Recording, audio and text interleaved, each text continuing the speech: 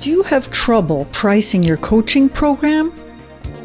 Is your client in a decision process of, will I hire a coach?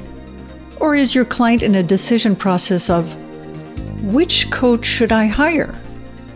When does the price matter? Let's find out from a pricing specialist, Mark Stiving.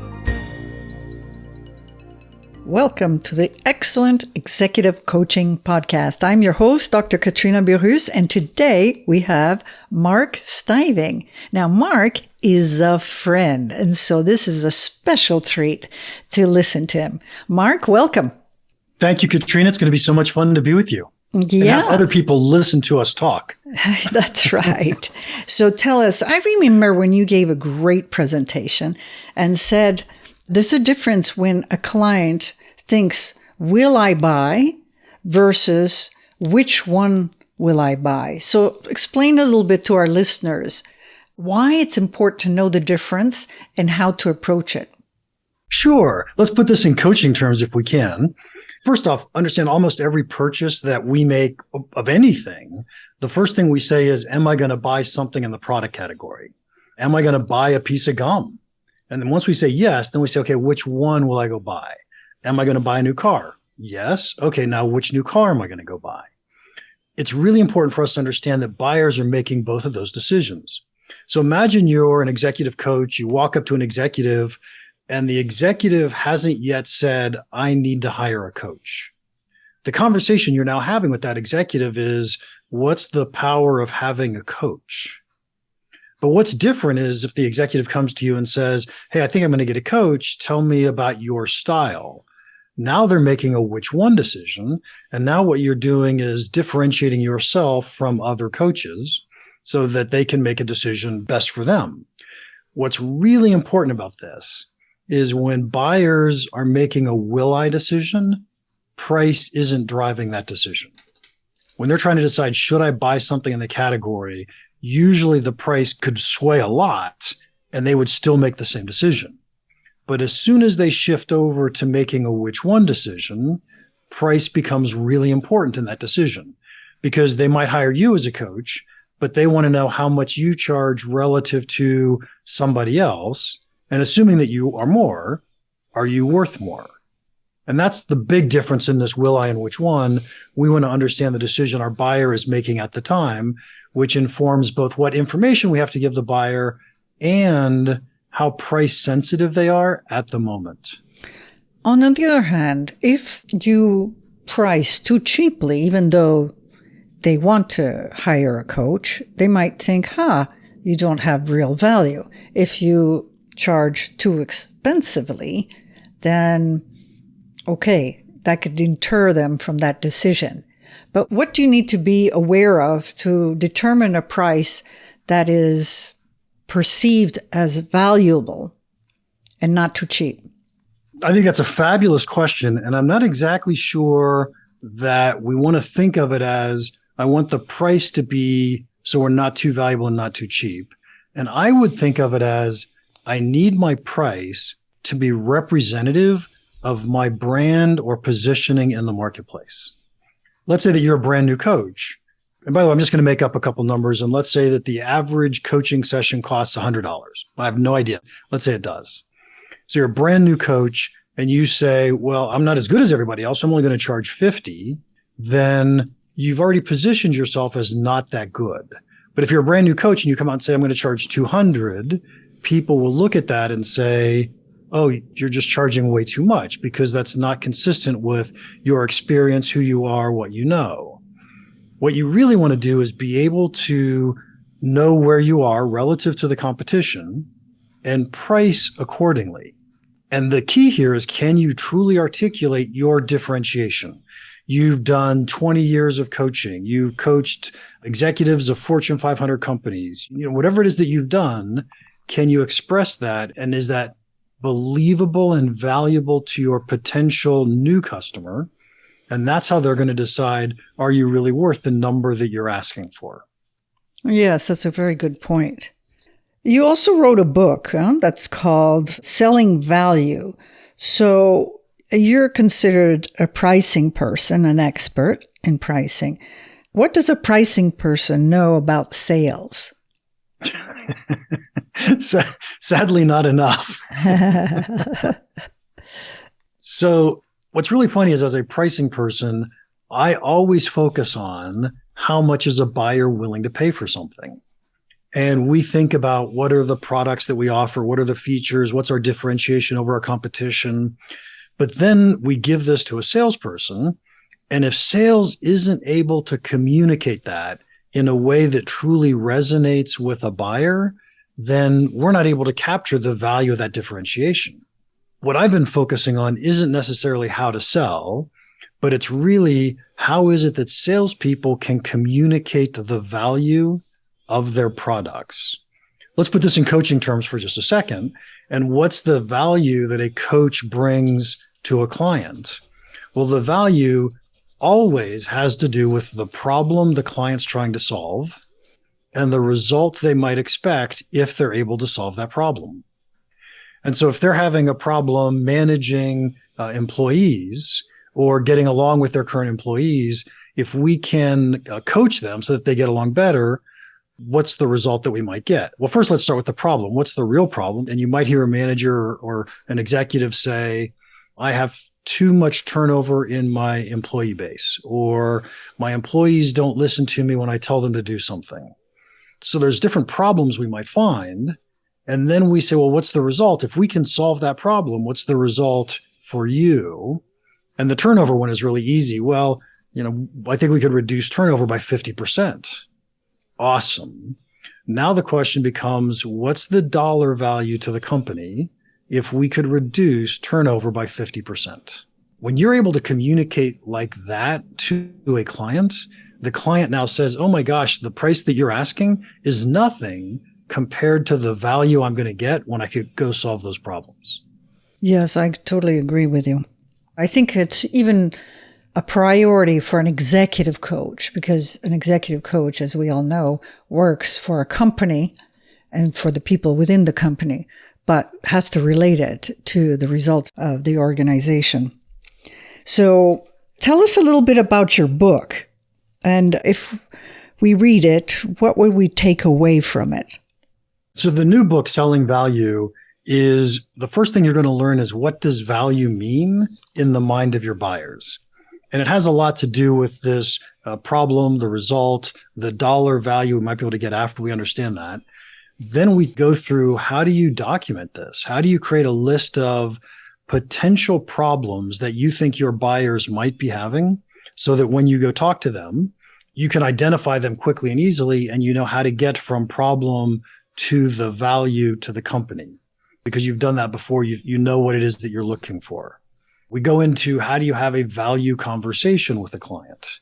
And a value conversation, one of my favorite things is the knowledge that says any given salesperson doesn't really know how much value their product or service can deliver to a potential customer. On the other hand, that customer really doesn't know how much value they're going to be able to get from any given product or service. It really takes a conversation between the two in order to determine how much value is there. And it's valuable for both people to know the answer to that question. For the salesperson, it's valuable because we now know there's enough value that these guys are going to move forward. They want to make a decision. They're going to buy something. And by the way, if the value is huge, which often it is, they're not that price sensitive and they're not going to negotiate that hard on price. To the buyer, they want to know, is this something I really should be spending money on? And in the process, they're also learning, do you as a salesperson, as a potential provider of services, do you understand their problems well enough that you can help them solve whatever their problems are and help them move farther in their career or their business, or whatever they're trying to achieve? Right. And how do you help in your book to determine will I or which one? Let's say you're having a conversation, executive coach is having a conversation with a company. Okay. Is there any insights you have to determine where they at in their thinking process quickly?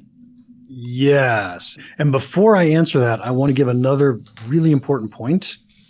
the really important point is buyers who are making a will-I decision aren't price sensitive. And sometimes buyers only make a will-I decision, meaning they're not price sensitive. So let's say somebody like you, Katrina, who's been doing this forever, you've got amazing credentials, you've coached amazing people, and someone gives you a referral and says, you really need to get Katrina as your coach. So when you walk in the door to this new potential client, it's quite possible this client's never going to go talk to another coach.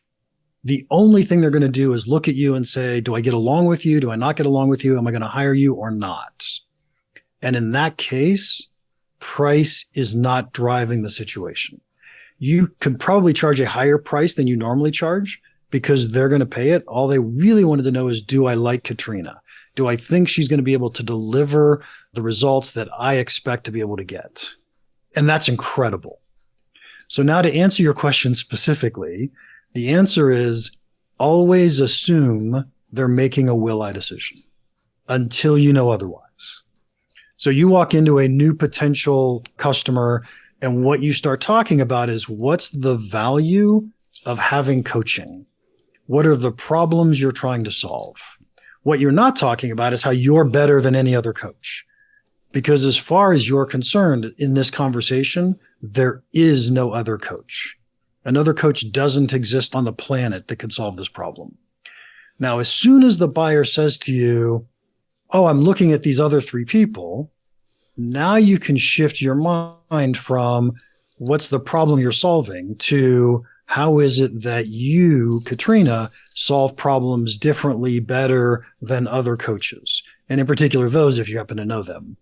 So you're switching your mindset and sales pitch from the will-I decision to the which one, but you only do that after you absolutely positively know there is competition for that opportunity. So first, how you will solve the problem. So I'm going to reformulate, okay? Mm-hmm. And then how you are different or better than your competitor is the next process once they have decided that they want, or you're in competition with other coaches. Yeah, once they indicate to you that they're looking at multiple coaches, then it's time for you to say, here's how I'm different. Mm-hmm. Here's how I'm better. Yeah. But prior to that, it's all about their problem. Right. I think that's a very good advice. Okay. Did you go through this on your book? Oh, absolutely. Good. I didn't use coaches as an example, though.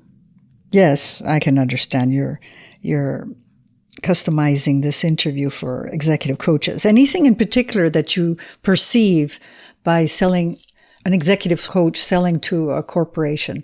Anything that comes to mind that might be different?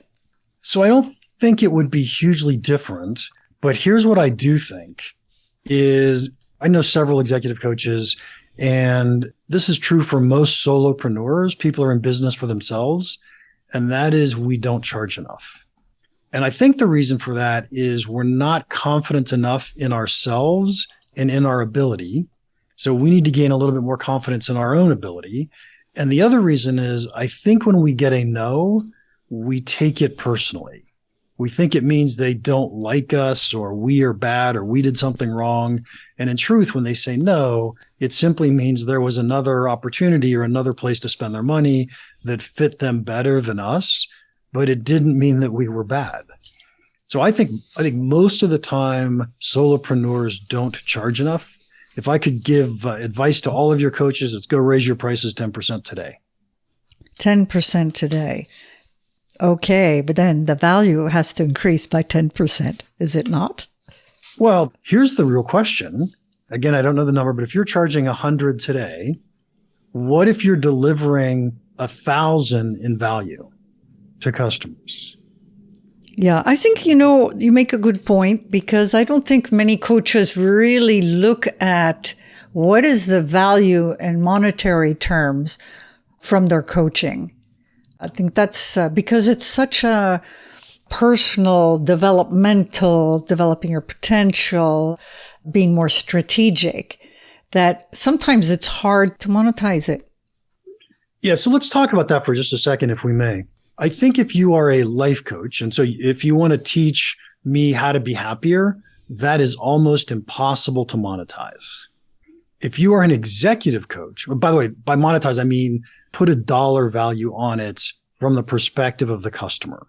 If you're an executive coach, almost everything you can do should be able to get to a dollar value to the company. So let's say, give me a good problem for an executive coach. I'll give you a problem. Let's say recent client that has problems with their direct team to express the vision and for them to be galvanized to pull in the same direction. Okay. So we have, the problem is my team is not all focused in the same direction. Okay. So what's the result? If we could solve that problem, what's the result?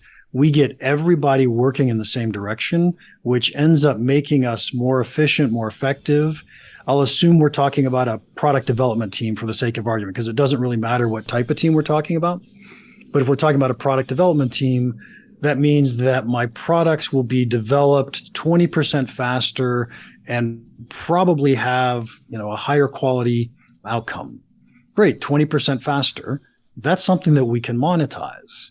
So how valuable is it if we can move it 20% faster? And we would start to ask questions like, well, on average, how much does it take to get a product out? And they say 9 months. And we say 20% faster. How much do you think we could get it to? And they say 7 months. And we say, great. What would that 2 months be worth to you? And that 2 months might be, well, it makes us first to market. It's worth $1 billion if I'm in a drug business. That 2 months might be 2 months of additional revenue that we gain that we wouldn't have gotten before. And so that's, $100,000. But whatever the number is, it's something that they've helped us find. And we can do that because we understand the problem they're trying to solve. Here's the great thing about businesses. They only spend money when they think it makes them money. Yeah. Yeah. That's a good point. Sometimes, I usually have a one-on-one coaching so that they become more productive, strategic, and figure out what is the 20% that gives them the 80% outcome. But sometimes coaches are hired after a workshop, and then the members of that workshop are offered coaching. I don't think the company really makes the effort all the time to monetize what the coaching outcome would be to all their leaders. They just interview them at the end of the coaching process, and they might ask, how was it? Did it help you? But technically, when they do a workshop, those things they've learned in the workshop, the coach should help them apply it in their work environment. But I don't see that many companies verify that outcome is there. So I'm not an expert in executive coaching. Yeah. I could picture that very easily, as in I could picture an HR department saying, hey, this executive is having a challenge over here. Let's hire someone. We know we're going to make them more effective. And they think they've solved the problem. They never go back and measure or do anything about it. Exactly. But they invested. Right. But they invested. Yeah. Now, here's a great thing for you as a coach. What would it be like if at the end of the session, you tried to monetize it with the client? Oh, absolutely. No, I'm just mentioning that's very important with the client. And the client can, after their coaching, say, this has helped me in this and this and this way. But often the company doesn't come back after the coaching to ask them specifically, how has it helped you with any specific outcome? But I agree. Obviously we want to monetize it on the individual level. This is another scenario where it's a course, and it's happened very often with big companies that after the course, they offer executive coaching. So I think they would benefit to price it. What's the outcome? And I think executive coaches definitely should do that process with their clients so that they can give feedback. What they do sometimes in companies is they have, at the beginning of the coaching process, objectives that needs to be reached that are negotiated between the boss, HR, and the client. Sometimes they ask the mid-process of the program, okay, we would like to know how it's going. But you're under confidentiality, so you can't be as specific for them to translate it into monetary sums. And then at the end, there's another triad meeting between the boss, HR, and the client to ask how it went. Personally, I make sure that they can perceive the behavior change between the beginning and after the coaching. And that is not in monetary terms, for sure. Not always. But I think, to your point, it's really important to translate it into monetary points, to really have it on a behavioral level and also on a monetary point. So imagine for a second that at the end of a session, not an individual session, but a program with an executive, that executive could articulate, with the way we've solved this problem, you now made my company $3 million. So imagine being able to tell the next person, hey, Joe here said that we made them $3 million through our coaching. I think executive coaching is a lot like my business in the sense that we have the ability to have amazing financial impacts in companies, but what keeps us from getting a big number, so if you were going to make someone $3 million, you should be charging $300,000. But what keeps us from doing that is competition. If I walk in and say it's going to be $300,000, then some other person is going to say, no, it's only $20,000. Like, well, there's no chance I'm going to win that business. But I think being able to articulate that 3 million and then saying, and I only charge 30,000 is a really big deal. I totally agree. Yep. I think it's an effort that not all coaches do, but they would benefit to do it for sure. And I'm sure it is not easy. No, because it's a lot of intangible. But that doesn't mean that if they, with a business mindset, how they can translate it. But it's a bit, let's say, this behavior change. Like, for example, I coach difficult leaders that sometimes are abrasive. So in that case, you would have to translate, if they change that behavior, how would it affect the team and how more productive would they be? So that's how I would translate it anyway. Yeah, so you certainly have at least two that jump out. One is productivity and the other is turnover. Yes, definitely the turnover. Mm-hmm. Yeah. So tell us a little bit more about your book, Selling Value. Why did you put that title, Selling Value? So I wrote this book, and it actually made me nervous to write it, believe it or not. But I wrote this book because I know so much about how buyers perceive value. And it feels like salespeople are just unable to communicate to customers and buyers value the way that customers and buyers need to know it, expect to see it. And so I really just wrote this book so that we pricing people, we product people, we create a ton of value and we want to be able to win deals at higher prices. So in order to do that, our salespeople have to be able to communicate that value to our customers. And that's really what this is all about, is selling value. I wrote it thinking about salespeople. But if you're a solopreneur, you are a salesperson, right? If you are a CEO of a startup company, you are a salesperson. And so in truth, this is really about how do I understand the value my buyers get from my products or my services, and how do I communicate that when I'm talking to a new potential buyer? Great. Well, unfortunately, I just checked. We're coming to the end of the podcast. Tell us, where can we buy your book? It's available on Amazon. I actually wrote this one just for Amazon, so that's where you're going to have to get it. Okay. And give us exactly the title, the complete title. The title is Selling Value, How to Win More Deals at Higher Prices. And by the way, it's also available on Audible. Okay, great. Wonderful. Congratulations, Mark. And I encourage all my listeners to read it. Mark is really outstanding. Okay, thank you so much, Mark. Thank you, Katrina. Thank you for listening to the Excellent Executive Coaching Podcast. You can subscribe to all future podcasts at excellentexecutivecoaching.com. Join us each Wednesday to learn more about the latest trends in leadership techniques and bring your coaching to the next level. To learn more about Dr. Burris's CEO Mastermind, use the contact form at excellentexecutivecoaching.com.